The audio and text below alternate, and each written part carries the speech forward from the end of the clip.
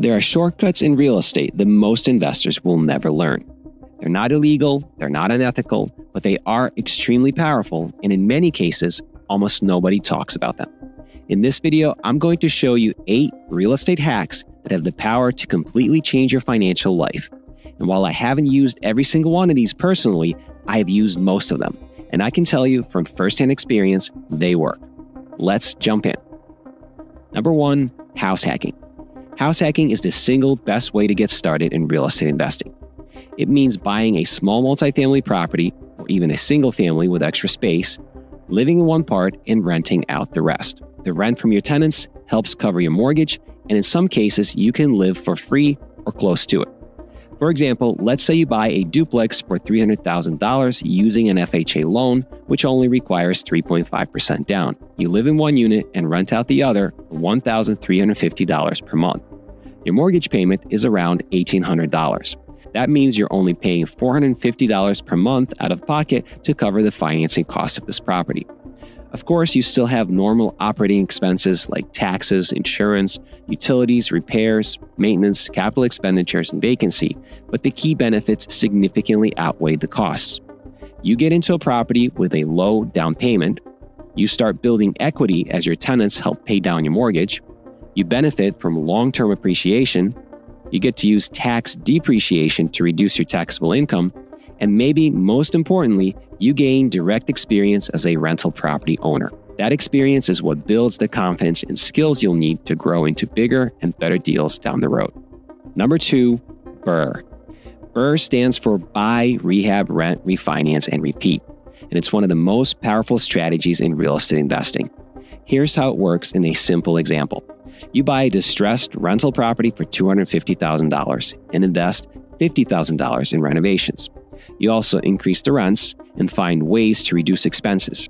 Maybe you grieve a high tax assessment, pass utility costs onto tenants, or lock in a better insurance rate than the previous owner.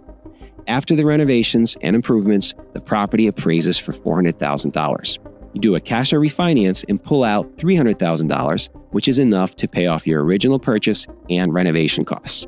Now you own a stabilized, cash-flowing rental property with none of your own money left in the deal.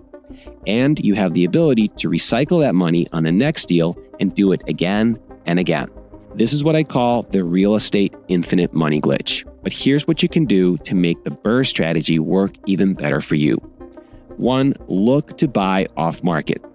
Find willing sellers directly and bypass the MLS competition. 2, use private money to fund the purchases and the rehabs. This will allow you to scale faster. And 3, look to squeeze more value out of each deal by being creative, by spotting opportunities that others miss.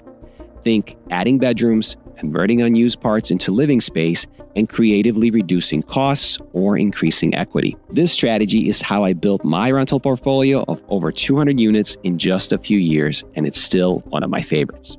Number 3, live-in flips.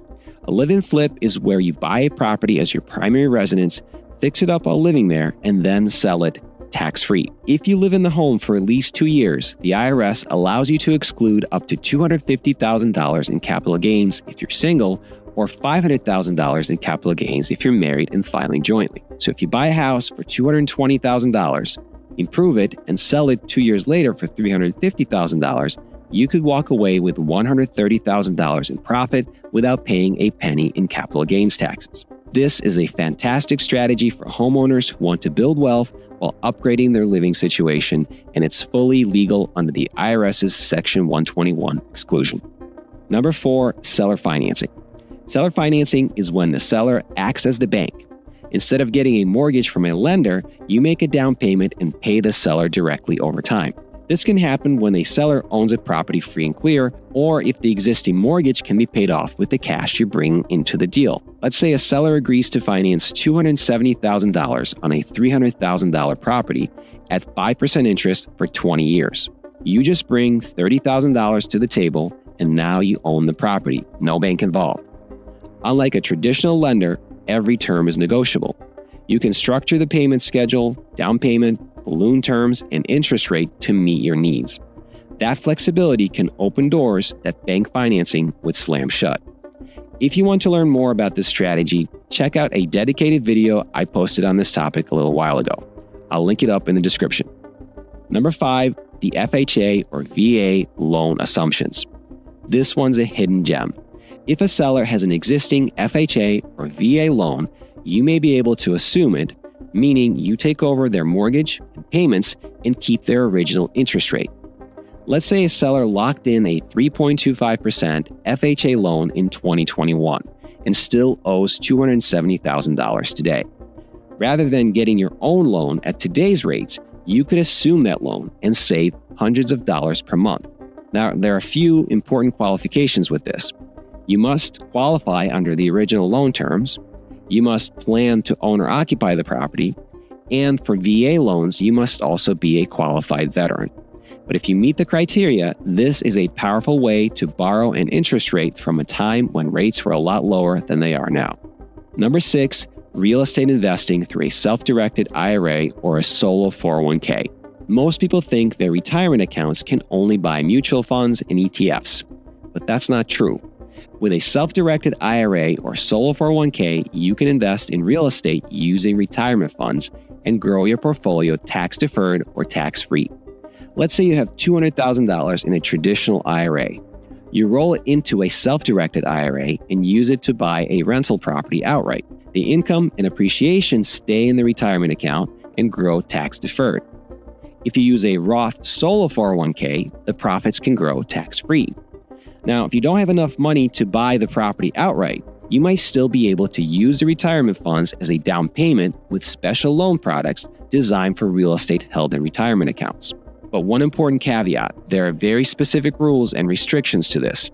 So before you go down this path, be sure to consult a knowledgeable CPA and attorney who specializes in this area. You need to make sure that the structure is legal and works for your situation. Number 7, the 1031 exchange. A 1031 exchange allows you to sell one investment property and roll the profits into another without paying taxes on your gain. Here's how it works. Say you buy a property for $150,000, hold it for several years, and then sell it for $300,000. Normally, you'd owe capital gains tax on the $150,000 profit. But if you reinvest that profit into another like-kind property using a 1031 exchange, you defer those taxes. This is how investors trade up into larger and more profitable properties over time, all without losing a big chunk of their gains to taxes. I actually made a full video recently explaining the 1031 exchange rules in much more detail and walking through several examples. So if this one interests you, be sure to check that one out next. The link will also be in the description. Number 8, parcel hacking. Parcel hacking is a tactic I started using early on in my investing career. And while I'm sure others have done it too, I just haven't heard many people talk about it. The term parcel hacking is something I came up with to describe it. But here's how it works. Sometimes you'll find a seller offering to sell 2 or more properties together on one transaction. If those properties sit on separate legal lots, meaning they have different tax IDs and legal descriptions, you may want to separate the financing between them to gain more flexibility. For example, in 2013, I found a seller offering a duplex and a small cottage together for $114,000. They were adjacent and shared a water line, but they were on separate lots. I negotiated a price of $108,000 total for both, but I split up the purchases like this. $107,000 for the duplex, which I financed with a 75% LTV bank loan, and $1,000 for the cottage, which I paid in cash. So they were on 2 separate contracts, but the seller didn't care because she still got her full price. However, by structuring it this way, I kept the bank's lien only on the duplex. The cottage was free and clear.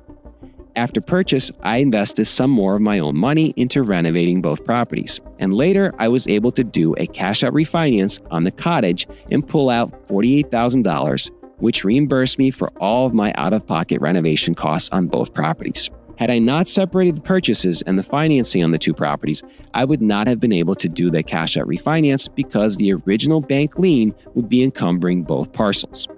Eventually, I sold that duplex, but I kept the cottage. Again, since the financing was separate, the only thing I had to do before I could sell the duplex was to separate the water lines. That involved working with the city and hiring a contractor to excavate the yard and install a new water meter, but it wasn't that big of a deal and it wasn't too expensive in a big scheme of things. After that was done, I sold the duplex for $145,000, got all of my down payment money back and made a profit. And I still own that cottage today.